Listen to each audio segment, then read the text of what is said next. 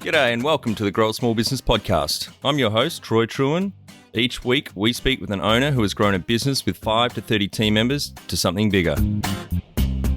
Diving into their numbers and unearthing the pain they've experienced, we explore what they did to overcome each barrier and what they would do differently from day one. Let's get into it. Welcome, everyone. Today I'm interviewing Melina Palmer, who is founder and CEO of the Brainy Business, and Melina's based in Washington in the US. So thanks for your time, Melina. Yes, thanks so much for having me. Now, you're kind enough to spare a few minutes for me. I reached out on LinkedIn after listening to one of your podcasts with Scott Miller, which was The Truth About Pricing, and now an avid listener of your podcast.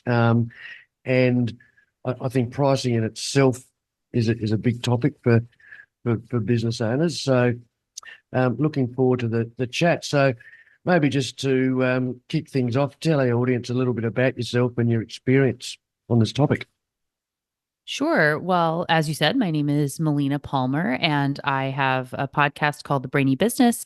I've written a few books, including The Truth About Pricing, and my work is in applied behavioral economics, which is essentially in understanding how people actually make decisions instead of how someone somewhere thinks that they should make decisions, and being able to better communicate with the way that that brain is really going to be working so that customers buy and employees buy in. And of course, when it comes to customers buying, pricing and confidence in pricing and how we sell is so critical in being able to understand those elements of human behavior. So in that applied side of behavioral economics and behavioral science, what I do is help people in business to know some of these little tricks of the brain that you can incorporate into the language you use and the imagery and experience to make it so it's naturally easier for people to buy from you. Yes, it's a fascinating topic. And as I understand, sort of majority of the decisions are made by the subconscious brain. Is that right?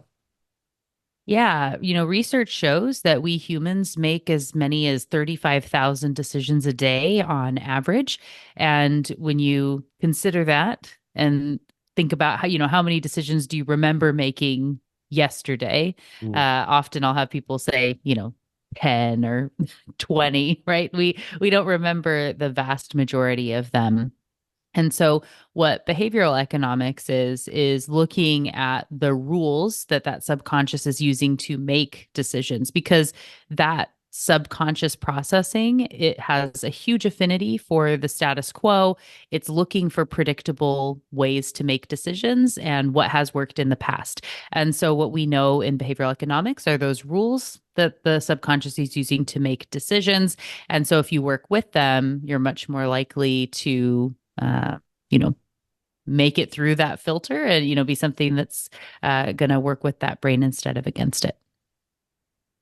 Yeah, so I know I have regular conversations with business owners about price, and often the block is there internally, and everyone hates raising prices, because when you talk about raising prices, they then respond with, well, I'm going to lose clients or customers, and there's going to be a big impact on my business. So could you just sort of unpack, I guess, that for small business owners? Absolutely. And really that problem right there, that's why I wrote this book, right? So having worked with similarly so many people in business, from solopreneurs to global corporations, knowing that pricing is something that people kind of universally hate. It's like this necessary evil that we all know is there, but oh man, hate to even think or talk about, right? And so by the time people really start to think about pricing, it's too late. It's one of those things that's really easy to put off and say, oh, I'll do that tomorrow or a month from now, or after this thing takes place, we'll really dig in on the pricing. And then one day you wake up and you realize, oh no, the launch is on Thursday and we haven't picked our price yet. Let's just grab something that's $1 less than the competition, or that's a certain percentage markup. And, again, after a few months, we'll really sit down and think about the pricing, which again doesn't happen because it's an easy thing to just kick into the future, and we don't like the idea. It's hard to raise the price and say a new number, especially when you're in, say, a service-based business, right? So you thinking about selling your service and to say, okay, it costs however much, I'm going to go from, you know, $50 to $75 for an hour of my time or whatever that is. It can be hard to say this new number, and the fear that comes with, if somebody doesn't like it, are they saying they don't like me? It can just be really easy to get in our own way about how much someone's willing to pay for something. And you actually kind of create this vicious cycle to where when you're not confident in the way that you talk about it, people can pick up on that and they feel like something is wrong. So maybe they ask for a discount and you feel like no one would ever buy at this higher rate. But it's actually, something you're doing in the way you're talking about it is creating the problem that's making it to where people feel like it's not worth whatever that amount is that you're talking about selling for. And so by understanding the psychology, both of the person that you're selling to, as well as, and perhaps most importantly, yourself, right, is so, so key to getting people to buy whatever it is that you're selling. So there's actually an entire chapter of the book that's called You, saying like you are this big problem when it comes, and that's like the collective you, right? So if you have, the owner of the company and you have someone that's doing sales for you, or marketing teams or whatever that happens to be, whomever is going to be dealing with and handling something in that sales process, if you have a naysayer or someone that is kind of blocking that pricing discussion and opportunity, that is a really big hurdle to overcome and kind of get out of your own way. It's a good point you raise about maybe employees and team members. Because let's say, for example, the owner understands pricing and wants to put it up, and obviously somewhat around the value. But how do you then, have you got any sort of tips to then, I guess, encourage and I guess talk to the rest of the team about the price increase and why? Sure. Yes. The big things. So of course, there's a whole book on, actually my second book is called What Your Employees Need and Can't Tell You. And it's all about change and communication and things too. But really, I think just even knowing that little things that we don't like to think should make a difference can be hugely important when it comes to that sort of buying behavior, and whether or not people are interested in an item. So even something like knowing that the way that we tend to like to talk about our products, if you're going to be introducing them, is that you start with this lowest point first and then work your way up on options. And that is really backwards in that it anchors someone on a number that is too low, right? So if we have this pitch and say, okay, we've got something that's, $50. We also have this $500 option, and we have something that's $2,500. People are going to buy in on that lower item and maybe not even consider the $500 or $500 option. If you anchor and start high, if you said, oh, we have a $5,000 option and then this $2,500 service that's also available, or something for $500, people are more likely to buy something in that higher number when you've anchored high at the beginning, before having to adjust down. So even a simple shift in understanding how the brain is going to latch on to something like a number is important in that sales process. So being able to talk to your teams and experience that is something that can help them to buy in on the idea of how to have those conversations themselves. Yeah, that's a good tip. And you mentioned anchoring. Another concept sort of somewhat aligned to that, I think, is bundling. So can you sort of give us a bit of an insight into bundling as a sort of proposition to help business owners? Absolutely. Bundling is such a great option to be able to have a high anchor without necessarily having to add a new product or service. So, I give an example in the book, The Truth About Pricing, of someone who maybe has created multiple courses that they want to sell. And, if they have, we'll just use simple numbers here and say that they're each $500 or something. So if you have these three or four $500 courses and you want people to be buying multiples, but they don't even know it exists, you could talk about, if you had a, ultimate business mastery course or something that's $2,000 that has all four of the courses in it, you don't even have to offer a discount for one.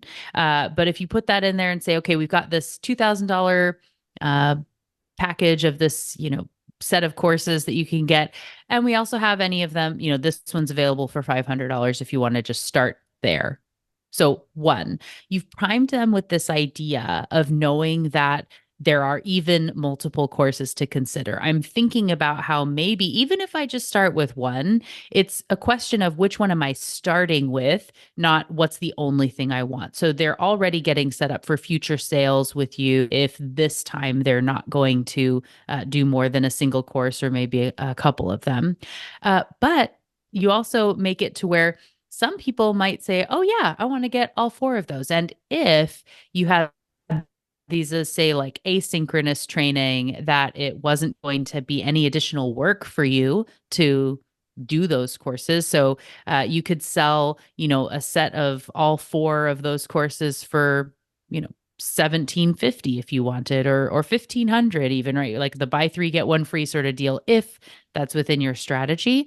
But you're able to then create that high anchor from a bundle that is going to make a difference. And I also like to let people know when it comes to bundling, you don't have to discount, like I said. And sometimes actually bundles are more expensive.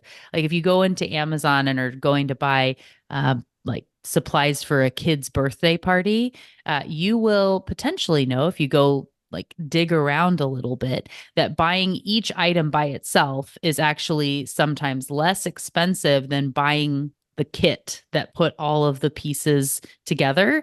But, for me, saving the few minutes is worth the extra $5. And so I don't mind paying that. So to kind of, again, getting out of our own way in that kind of the you being the mental block there of saying like, well, if it's a bundle, it has to be a discount. Like there are places that you pay more for a bundle. So how might you do that? How could that work in your business? What if you didn't have to, you know, do those discounts? If you get out of your own way, there are a lot of opportunities that open up for sure.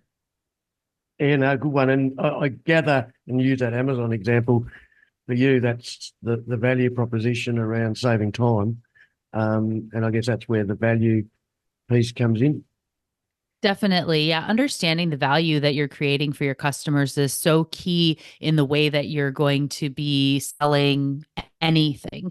One of the most important decisions that I think every business needs to make is whether they are one of quality or one of value. I go into great depth in this in The Truth About Pricing, but really, the quality side is, let's say you have additional expertise or you have certifications, invest in R&D, maybe you're a luxury type of product, whatever that happens to be. And on that side, where you're really focused on quality, you should be in that, whole number pricing. So it's $500, let's say, and you are really not doing a lot of discounts and sales, right? It's about the credo, the expertise, and things that come with being that type of a brand.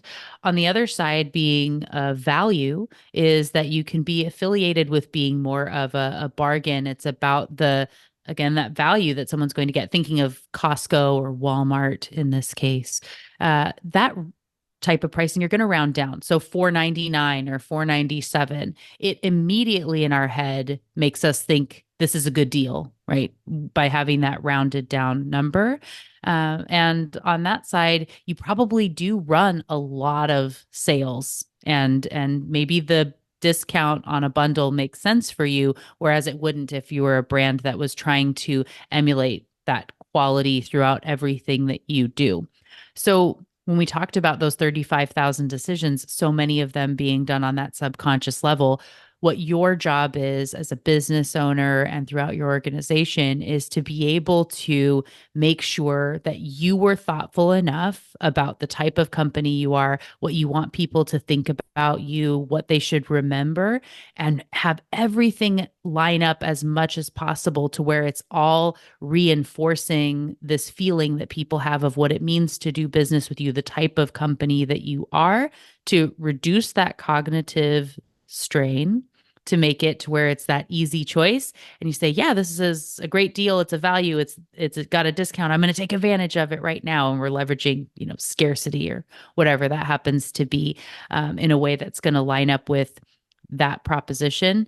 If you're mixing the quality language with big sales all the time and all these different things to where it's jumbled, it's hard for people to make that decision. So the more thoughtful you can be upfront, the easier it is for all those sales down the road.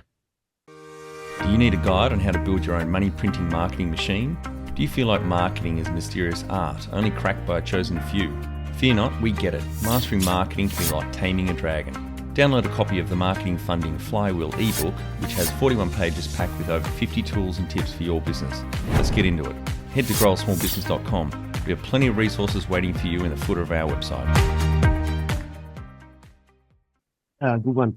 And you mentioned rounding down, and I think $500 to $497. Can you just give us a bit of an insight as to why that's a good proposition sometimes? Yeah, so that would be, again, if you've decided that you want to be on that value type of business, rounding down is a real natural way that our brains are already wired to think that it's that little bit of a better deal, right? So knowing that a dollar isn't always a dollar. So if we say something is $500, how does that make you feel? Think about it at $499. Now think about if I'm selling something to you for $501. Feels very different on that power of how we move the dollar around, right? And so being thoughtful to the way that that's going to just layer into what someone thinks about your product or your service or your offering or your business is really, really a key thing to be able to do. I once heard that using a 7 at the end can work really well. Is there any truth in that?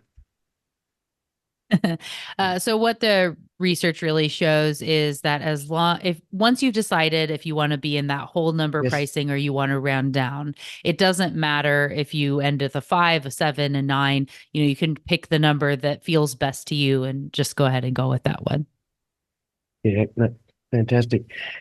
Have you got a story you can sort of use to illustrate, I guess, the power of price with a business owner that you work with? Yeah, the main thing that came to mind, it's not a client of mine, but it's a story that I share in the book, which is one of grilled cheese sandwiches. And I like this story a lot because as we think about you know, even if you aren't a very good cook, you could probably make yourself a grilled cheese sandwich, fumble your way through it. You know what the ingredients are. There's not a lot of mystery there. And it's not something that's, super expensive ingredients, right? You could probably get everything for $1. So if we ask, how much would you pay, for a grilled cheese? Let's say you really, really wanted one. How much would you be willing to invest in a grilled cheese sandwich? People say maybe $5, $10. I don't know if you have something that came to mind for you of what you'd be willing to pay for a grilled cheese sandwich. Well, it's a good question. I suppose it also depends on the context as well, right? So, like, I was thinking, when you go to the football, you pay a lot more for a beer or a pie than, Mm-hmm. the pub down the road. Right, definitely. And so, the most extreme, I hear when I ask this question is maybe someone will say 20 or like $25, like you said, maybe at the football game or what that happens to be. So there's actually a restaurant in New York. So whatever number you had said, I can almost guarantee it's not as high as what I'm going to tell you they sell this grilled cheese sandwich for. They have a grilled cheese on their menu for $214. No way. And it is a Guinness World Record holder as the most expensive sandwich. And so we would say, oh, it's just a PR stunt, right? And in a lot of ways it is. But here's what's really interesting about this, right? When I said that, you probably thought, why would anyone pay $200 for a grilled cheese? And I do kind of want to try it though, right? Like I want to know what the fuss is about. I'm intrigued by this. I might go swing in there and try this thing. I want to share about it on social media to say I was there. It's like part of the experience. And even if you don't buy that $200 sandwich, $214 sandwich, you might get a $35 sandwich and it doesn't feel like it's that expensive or as much because of this high anchor they set at $214, right? So most people don't get that one, but it makes it to where relatively you feel better about this other price point and you get to be a part of that experience. They also have $200 French fries that when they launched those in the pandemic, there was an 8 to 10 week wait list to be able to get those. So scarcity, another thing, like I said, I'd already mentioned there. And they have a $1,000 vanilla sundae on their menu. And so when we think and say like, there's no market here, no one would ever pay more than X for this item, just to know that when you take that step back, when you think about how could we make this more, to where someone would be excited about it. And when it gets so extreme like that, that curiosity comes into play and you think, well, what's the fuss about, right? I want to go try whatever that thing is. So there is a market, there's an opportunity. And here's the thing too, they do invest, it's very high quality ingredients. And yes, there's, gold in the crust and all these sorts of things, special cheese and whatnot. Yeah. And so you get to make something more extravagant, and those customers too, they get a different experience to where it is, you can argue whether it's worth it or that value or whatever. But for them, it probably is if you get to be a part of that, one of the few people that's actually experienced this sandwich. And so there's a lot more to value than what we realize. And when we get out of our own way, when we're thinking about our business, we can find these other opportunities that can make it to where it's this real win-win-win for everybody. No, that's a great story. And who would have thought, right? Yeah. So, Melina, what's at least one thing you'd recommend a small business owner does from listening to our chat? I would say that they should take an opportunity to be a little bit more thoughtful, right? Ask a question, consider how you might do things a little bit differently as you look at your pricing. And of course, if they were interested in checking out any of my books or podcasts, they can go to thebrainybusiness.com to learn more. Absolutely. We'll put those links in the show notes. So, look, really appreciate your time. It's a fascinating subject, and you gave our listeners some great insights. And as you say, you've got plenty of resources and books to use to help them moving forward. So thanks again. We'd greatly appreciate you taking a couple of minutes to leave our podcast a review on iTunes. If you don't have an account, simply follow us on Spotify. You'll help other small business owners find the cast and valuable content our guests share.